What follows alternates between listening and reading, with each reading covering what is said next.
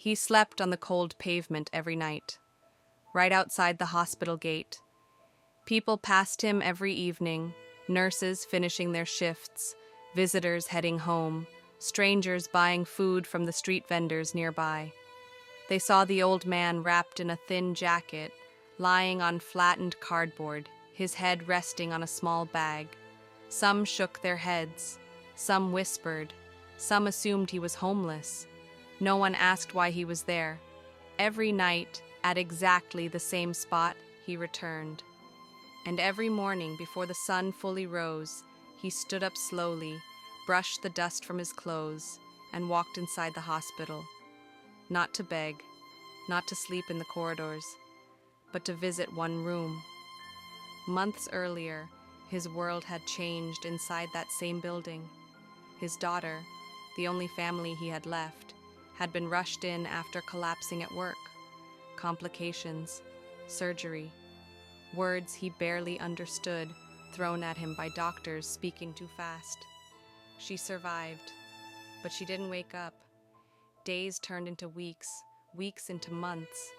The doctors told him she needed long-term care, expensive care, care he could not afford. He sold what little he had, his radio, his old watch, even his wedding shoes. But it was never enough. Eventually, the hospital social worker offered him a chair in the waiting area. Just somewhere to rest. He thanked her, but he never sat there, because visiting hours ended. And when the doors closed at night, he didn't want to leave. He wanted to stay close, so he slept outside. At night, the cold crept into his bones.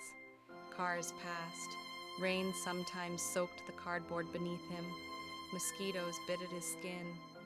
But he stayed, because if anything happened, if she woke up, if she needed him, he wanted to be there. Inside the hospital room, his daughter lay still. Machines breathing for her, tubes running where words used to flow. Every morning he sat beside her bed and spoke softly. He told her about the weather, about the nurses, about the food he would cook when she came home. He never cried in front of her. He smiled instead. Then, when visiting hours ended, he stood up quietly and walked back outside. One night, a young nurse noticed him shivering by the gate. She brought him a blanket. "Why don't you go home?" she asked gently. He smiled. "I am home," he said, "as long as she's here." The nurse said nothing more. Weeks later, something changed. One morning, as he held her hand, he felt a faint squeeze, barely there, but real. He froze. "Papa," she whispered. He didn't answer at first.